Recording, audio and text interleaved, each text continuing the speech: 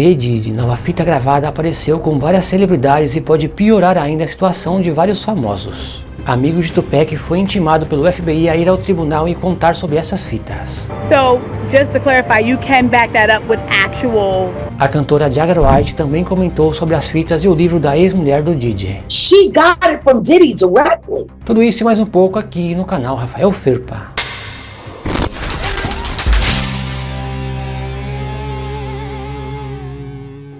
Eita lasqueira, fala galera, bem-vindos a mais um vídeo do canal e logo de cara prestem muita atenção nessa mulher. Quem é ela? Ela se chama Ariel Mitchell. Ela é uma advogada que afirma que o cliente dela tem posse de uma fita do Diddy, de um vídeo do Diddy com celebridades. Ela também afirmou que uma das celebridades é mais famosa que o próprio Diddy. I also was just recently contacted by someone who wanted me to essentially represent them in the sale of one of the Diddy tapes. You're saying that there's tapes and they're being shopped? Yes, there have been people already shopping. We've heard about the tapes, but yes. The shopping thing is yes, there already have been tapes leaking around Hollywood, being shopped around to individuals in Hollywood. But one particular person contacted me to shop a particular video they were in possession of and to contact the person who was in the video to see if they were interested in purchasing the video before it became a public knowledge. I've heard this before, so like a catch and kill. Catch and kill, correct. Wow, can you, and I guess you can't reveal the person who is on No, I tape. can't explain who the person was, but Mr. High profile? Mr. Combs was in the tape and this other person is, I would venture to say, more high profile than Mr. Combs. Really? A Ariel Mitchell é advogada desse homem que vocês estão vendo na tela. Quem é ele? Ele se chama Courtney Burgers. Ele é amigo do Tupac Shakur e ele afirma que é dono de uma das fitas com celebridades aparecendo junto com o Diddy gravadas na mansão dele. E ele também disse que o Frank Lucas, olha, presta atenção, quem é Frank Lucas? Esse que vocês estão vendo na tela é um famoso gangster americano, um dos maiores da história. Para quem já assistiu o filme O Gangster Americano, que foi feito ali pelo Denzel Washington, a história desse filme foi baseado nele, no Frank Lucas, o padrinho do Courtney Burgers. O FBI intimou Courtney a depor em um tribunal junto com um júri popular. Ou seja, o FBI já sabe de tudo, já tem posse das fitas, dos vídeos, e ele e a advogada comentaram tudo no dia em que foram lá no tribunal. Have the feds been in contact with you? I did watch your YouTube interview. I saw as of 2 weeks ago they haven't been in contact with you. What about today? Yes. So they have been in contact with you. Is that why you're here today? Yes. Okay. Homeland Security. Oh, wow. So were you surprised or was that the call that you were kind of waiting for? Surprise. Oh. Do you feel like the interview had had anything to do with it or? Yes. Yeah? How do you know Sean Combs? Generation. You know, Frank Lucas was my godfather and his father, and then we both was in the music business for 30 years together. So you personally know him Not who, no who personally. Sean Combs. Not personally. But you know of him, he knows I know of you. Yeah, I used to be in Tupac, Hussein Fatal. He stopped a lot of my music. A lot of other people who didn't care about it. You understand? That's not around today. Right, so Stewart from Def Jam Records. You made a lot of allegations, right? Are you expected to eventually turn those things over, or well, that's what we're going to head over to do now. So we have a hearing now to determine what we're going to do in terms of what documents we'll have to turn over and what documents we do not have. So why were you in court today? Just to give testimony to the grand jury. He was subpoenaed by the court, so as we all know, if you don't answer a subpoena, the marshals will come to your house as they came to his house and they will bring you here. So that's why we're here today. I know you can't mention celebrities per se. You did mention some in the interview. So just to clarify, you can back that up with actual factual footage. We have, it's things that we have, but we got to go to the other courthouse. So I don't know if that's any more questions, but we got another hearing to go. Are you nervous or do you feel cool? Nah, I ain't never nervous. The only thing that's fair to me is God. I know you did mention what was on the flash drive before. Would you be able to kind of go over that now, or is that something that you can't discuss? No, we're trying to go to discuss that now, what we will be able to talk to in terms of what was available and what was on those flash drives. Okay. But it was the book, so it is Kim Porter's book, but not necessarily some of the stuff with the celebs that were mentioned besides. It's hers. Nobody touched it. Oh, so it is her official book, Yes. Nobody. and no one touched Nobody altered it. Nothing. it. So it's not the copy that the gentleman said that he was selling before. No. No. It's two different copies. That one was edited, and we have the original copy. So you're saying that the other copy was an actual real copy, even though the family said it wasn't. Was a derivative It work. was edited. The only way the family say that is because I forgot his name. Albie Short. Yeah. Yeah. And besides that, how they know? A lot of stuff their mother did, they didn't know. And I'd like to say apologize to the mother and the family for the picture being on front of it. Right. You understand? I didn't put it there. Right. So, they got to worry about bigger things Right. than what her diary was. You understand? Right. They should have started worrying when he was beating her. Right. When you start worrying about your mother after the fact. Right. So the book, do you think it'll ever be open to the public or after this or? That'll be the next thing. I've been contracted to go to Amazon and work out whatever legalities that may have existed prior so that we can republish the book. Wow, so the public will get to see her actual words and thoughts. Soon, very soon, the actual unedited version.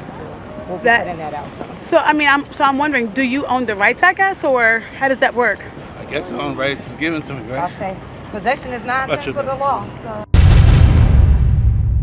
Eita lasqueira, galera, olha, o vídeo já vai continuar, hein, mas eu quero deixar um recado pra vocês, porque você não pode ficar de fora da Black November da Insider, que já tá rolando, hein, e você pode conseguir com o meu cupom de desconto, esse que vocês estão vendo, FERPABF, até 40% de desconto, somando o site, mais o meu cupom, e o link eu vou deixar aqui na descrição desse vídeo. Se você somar tudo, você vai ver que é praticamente quase a metade do valor do produto, então vale muito a pena, hein, você é louco se ficar de fora dessa. Galera, eu fiz o teste na prática, que eu fui ao supermercado a 400 metros da minha casa, 300, 400 metros. Primeiro eu fui com uma camiseta normal, olha essa marca aqui que ficou com a camiseta normal, vocês estão vendo, né?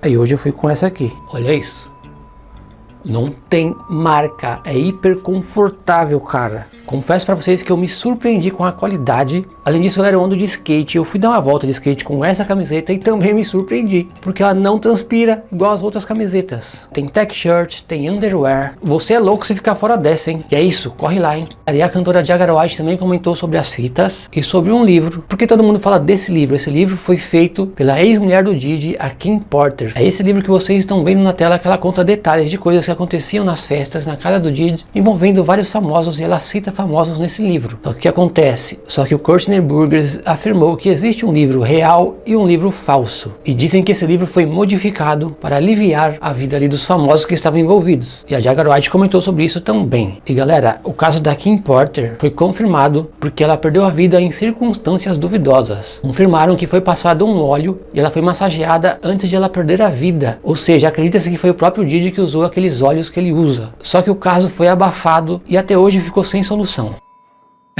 Well, elaborate, because I trust you on this. Why is she nonsense? Because there is no way that these two people who really had absolutely nothing to do with anyone involved got this much information directly from Kim Porter. It didn't happen. I'm telling you that now. And the truth is, this book should have nothing to do with the trial. Because the truth is whatever tapes he turned over, they already have. They already have. Whatever Kim was able to get and parcel out, she got it from Diddy directly. Which means this could be nothing more than clips that were taken from what the FBI has already uncovered, what they already took in. I think that's why they put the gag order, because they just wanted to make sure that he couldn't say anything else. But I tell you what that book does. It throws off the jury pool. You're talking the Kim's lost words. You think? No, I'm telling you, it's not real. I have looked at from Make It Make Sense to I don't know how many other channels. I've gone through everything they read, and I'm sitting. I'm like, okay, that's real. That's real. That's not. That's real. That's not. Well, that's not. It was. And every person that they have these salacious stories built around are people that Diddy has issues with. It lined up too good in his favor when you really think about it. And if I were him and I had a team of PR agents, the first thing that I would have done is let's get our hands on a piece of the book, get as much as we can. We'll take as much trash as we can, throw it around it, and put it out there. Now, I'm not saying that that's what these authors did. I'm saying that whatever they got, it was prepackaged for them to earnestly move forward with it as it was real. But I'm telling you, this is orchestrated. Well, I mean, the author of this admitted to sort of adjusting it to try to, I guess, keep some stuff out. One of which was supposed to be the Albie Shore part, which wasn't. The quote I heard was, "It's too much for the world to handle." I mean, do you find that to be a reasonable excuse or not? It's called an evidence. And anyone who's a skilled investigator will tell you, anytime you find an evidence, it is orchestrated. This woman, for months and years, was silently trying to get the pieces of her diary out there. So if anything happened to her, people would know the truth. I truly doubt what she wanted everyone to know was all of this. But I tell you what it does do. It creates sympathy for the devil, because the way those stories were spun in these narratives, it made everyone seem like they were just as bad as Diddy, right? It made everybody seem like they were just as weird as him. Look, I've been trying to figure out and justify, because I liked hearing this theory, but I was like, well, it doesn't make sense. But you're not wrong in that if maybe even the people involved, the authors, aren't aware. Maybe even these books were written, these pages were written to distract from the real pages that are actually out there. Jamal T. Millwood, that name alone. People need to go research. And that's why I love my fiance. Shout out to Wolfgang Amadeus Odell. He was working on researching a project regarding Tupac Shakur's father, Mo Preem's dad. We actually talked to one of Tupac's brothers this morning, and I'm looking forward to talking to them again. But Courtney had come to the Shakur family to publish their father's book. And it was a fictional story about Tupac from another, aspectual view. And Courtney was supposed to have been getting the publishing deal for the book, and that never happened. But then he started selling it.